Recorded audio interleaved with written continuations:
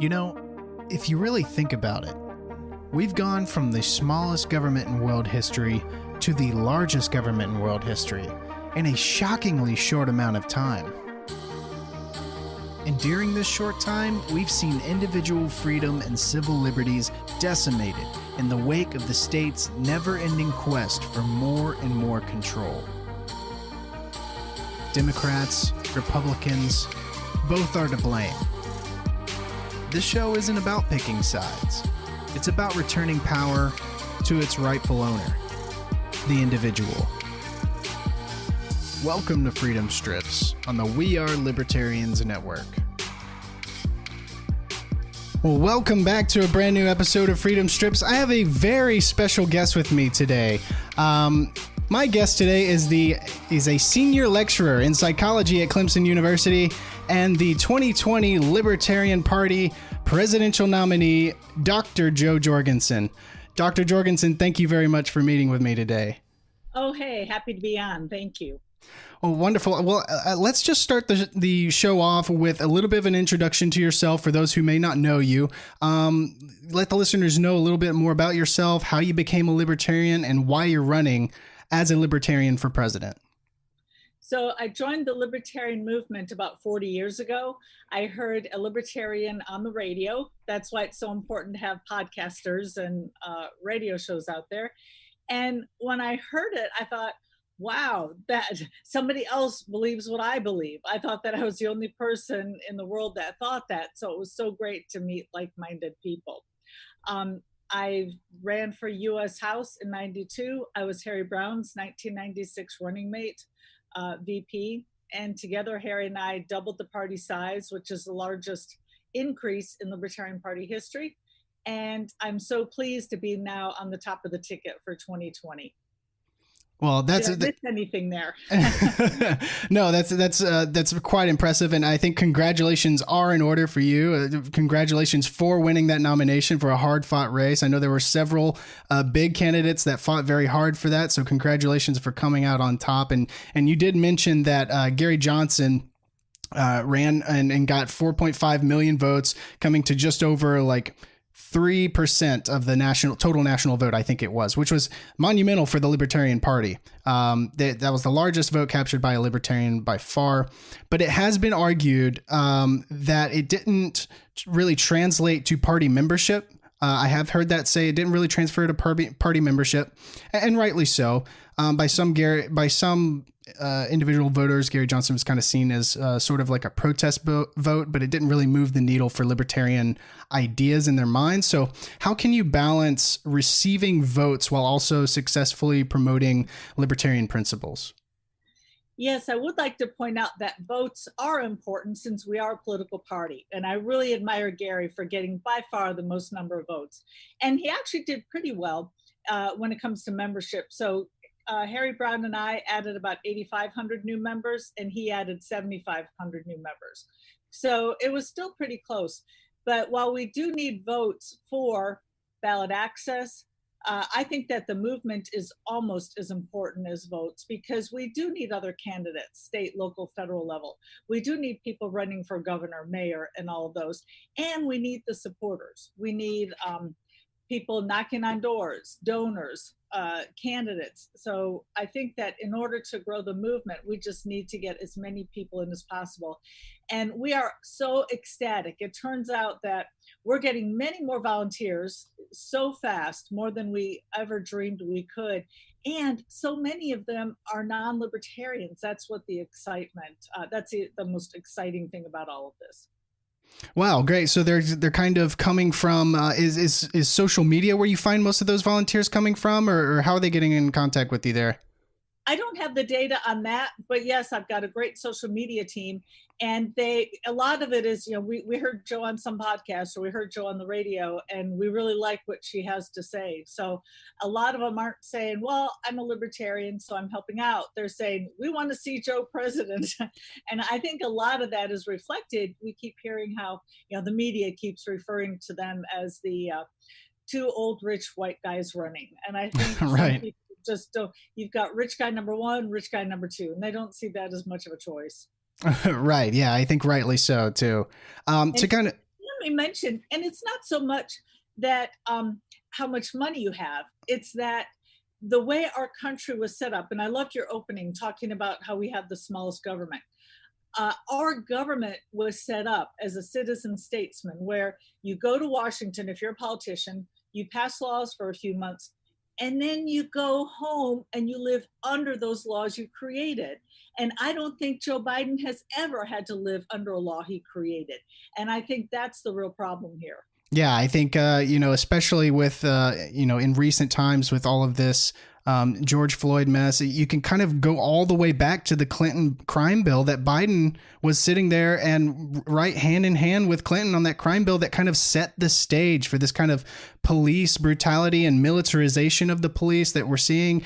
And I mean, people are rightly so upset at what happened. And I mean, it's just a mess that we're coming into.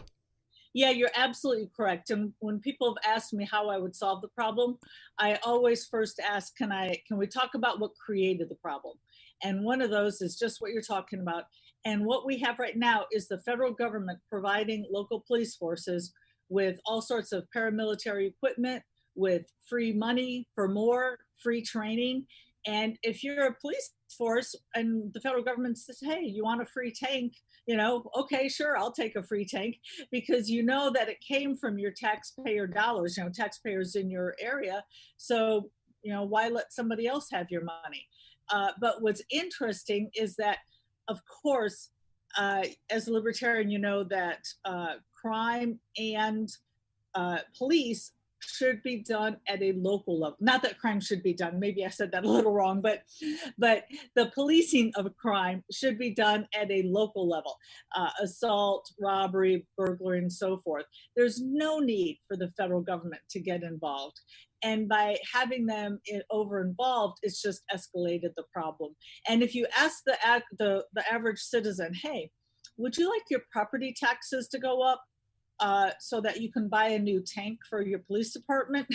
Most people would say, no, I want a new school, gymnasium, or we want a new elementary school. Right. They would much rather spend it on stuff that they would use. So that's the only reason that we have such militarization of the police force, is because of the federal government. Yeah. And I think, one of your big platforms within your campaign is criminal justice reform. And I think that kind of comes into this this kind of question of what would be your pitch? Because right now, I believe the country is much more susceptible to the idea of widespread criminal justice reform due to recent events that's happened with George Floyd, and then, the compounding events that happened before that. But right now we're in a really good spot where I think the widespread idea of criminal justice reform is at its peak right now. So what would be your pitch to the American people to kind of get on board with this idea? Well, part of what I just said is that the federal government should not be involved. And that's the problem with the government. When people ask me why I'm running for president, my answer is that government is too big, too bossy, too nosy, too intrusive, and they usually hurt those they're trying to help. So should the federal government ever get involved? Well, in a few cases. So with George Wallace keeping blacks from entering the school, of course the federal government needed to get involved to restore the rights.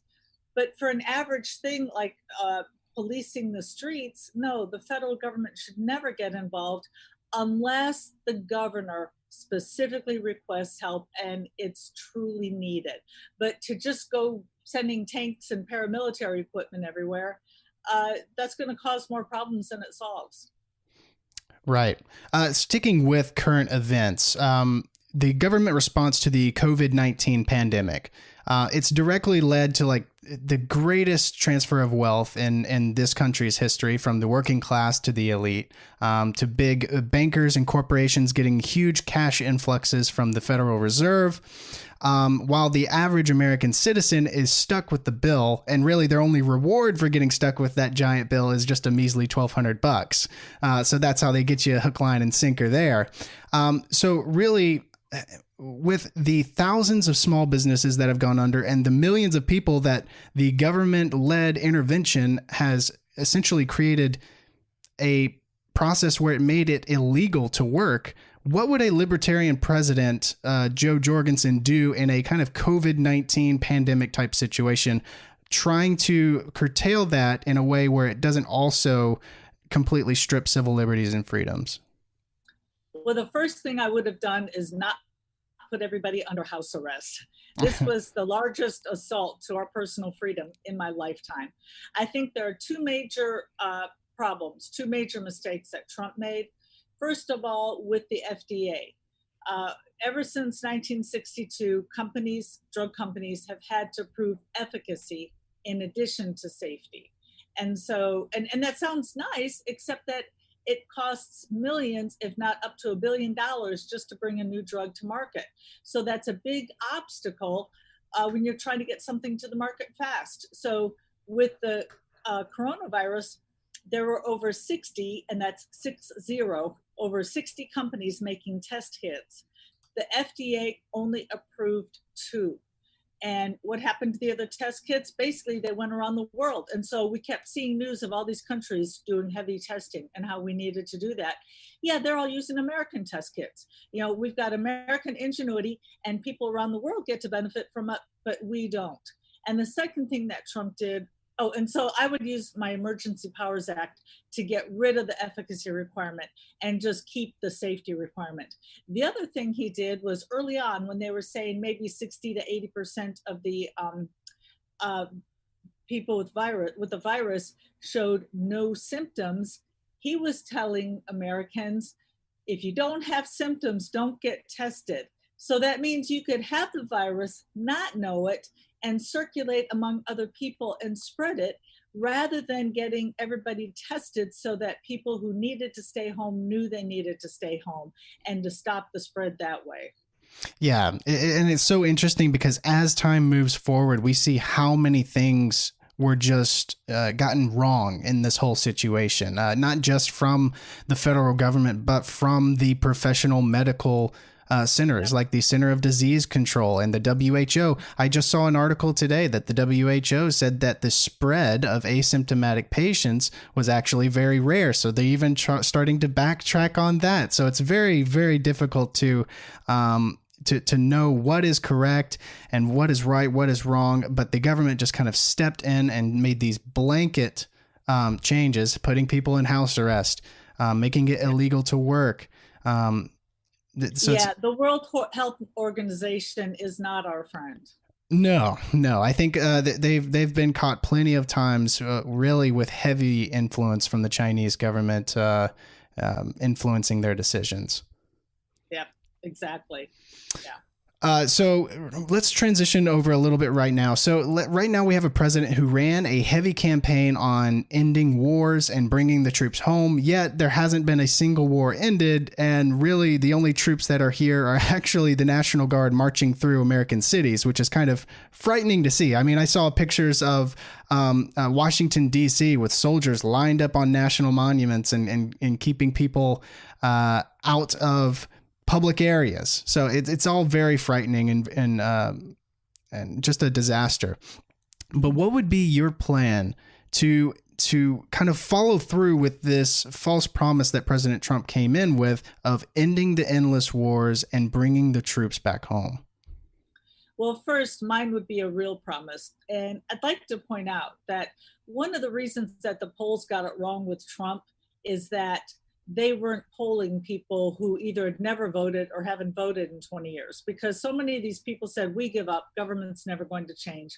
And then you have an outsider like Donald Trump come along, and a lot of people said, wow, yeah, he's worth voting for.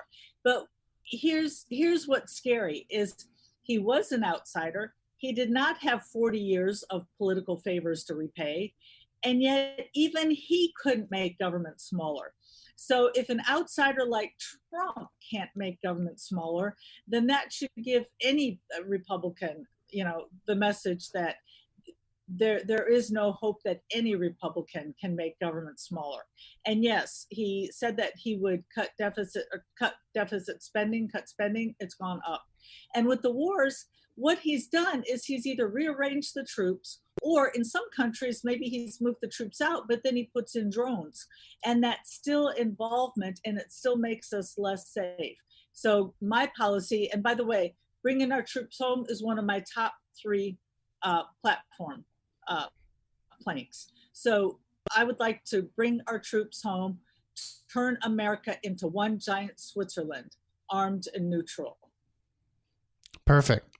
The media is already talking about this 2020 election as the election of our lifetime. They always kind of use that phrase over and over again. I feel like I've heard it from the past 10 elections. Every election, yeah. Every single election. And I mean, it's to a degree, I suppose I agree with it, but not for the same reasons that they do. They're thinking that it's the most important election to just get Donald Trump out of office. I think it's the most important election because government control is getting out of control. So third-party candidates have a tremendous hurdle to kind of jump over to kind of combat this two-party system that's encapsulated the political process here in America.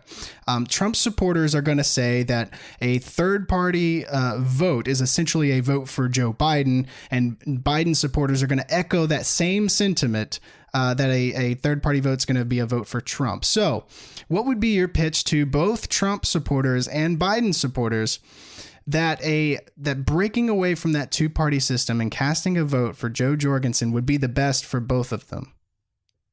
Well, first of all, many people think that we draw mostly from the Republicans, and that's just not the case. Most elections, we draw equally from Democrats and Republicans. But what I would say is, well, whether I speak with Democrats or Republicans, when I ask them, is government too big or is it too small? People usually laugh when I ask them if government is too small. And even Democrats are saying, no, they're in too many parts of my life, like, the drug war. And so I would suggest that a vote for bigger government, which is what you don't want, is the true wasted vote. Why would you want to vote for something you don't even want? If this is what you want, if my campaign is what you want, then please join us. Especially since we have so many non-libertarian volunteers and we're growing a movement of non-libertarians.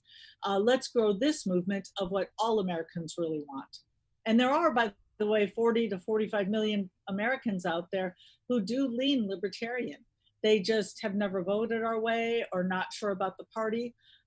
So let's get all of those people together and actually get these guys out of office. Yeah, I love how both of the two major political parties always blame the very small chunk that votes third party, but they can't seem to get that 46% or whatever it is of the Americans that don't actually cast a vote to vote for their candidate. But somehow it's the 2 to 3% of Americans that vote third party. It's their fault. It's not yours.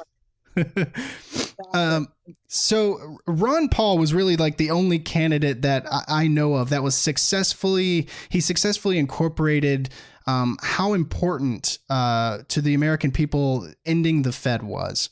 Now, a lot of people didn't know what the Federal Reserve was, but he did a fantastic job at teaching the American people how important that institution was and how it needed to actually be ended for the Americans to stop having their wealth essentially being stolen right out from under them.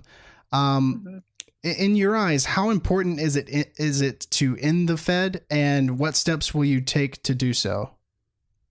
Yes. So what I would do is I wouldn't end the Fed right away. I would first audit the Fed.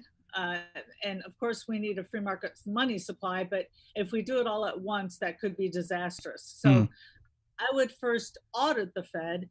And when doing that, I would appoint a chair to the Federal Reserve who has been recommended by Ron Paul. And then after we get there, then we can get rid of it. And doing this is going to help preserve the value of your wages and savings, and also allow retirees to be financially secure, because right now we've got increased printing of money. Every time Congress goes in there and increases spending, or if the Federal Reserve decides to print more money, now taxes are up, prosperity is down. And if you're a retiree, you can't go back and enter the marketplace, at least not easily. And so we just need to get rid of the funny money. Absolutely. I completely agree with that. I always love watching those videos of Ron Paul just battling Ben Bernanke endlessly. Yeah. It's kind of staying on monetary policy here with taxes, with government spending out of control and never seemingly never stopping. When you get into the presidential chair, what course of action would you take to start to put a limit on that spending and actually start to trim down the debt?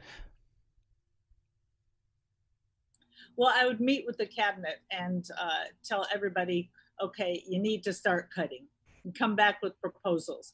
Also, I would make it very clear to Congress, do not give me a budget that is larger. Do not give me a budget that's unbalanced, because I won't sign it. If you give it to me, I'm going to send it back. And that is one of the myths that unfortunately Americans have, which is that Ronald Reagan cut government. He did cut spending. Art Laffer was right. However, I'm sorry. He did cut taxes. Let me reverse that. He cut taxes. Art Laffer was right. If you cut taxes, people have more motivation to work, and then that's going to bring in more taxes overall. So instead of saying, well, now we've got all this money, let's cut spending, instead what happened was they said, oh, look at all this money, let's spend it. And every year for 8 years that Ronald Reagan was in office, spending went up. And every time Congress presented him with an unbalanced budget, he just said, okay, and signed it. So I would absolutely refuse to sign any budget that wasn't balanced. That sounds like a good start to me. I know we're short on time, so I'm going to let you go here. Dr. Jorgensen, let people know where they can find you, find more information about you, where they can go to help contribute to your campaign and maybe volunteer. Well, thanks for that. I'm at joj2020.com. And we could really use your help and your donations. So again, joj2020.com. Thanks so much. Well, thank you, Dr. Jorgensen. And thank you, everybody, for listening. We'll see you on the next episode of Freedom Strips. Thanks, everybody.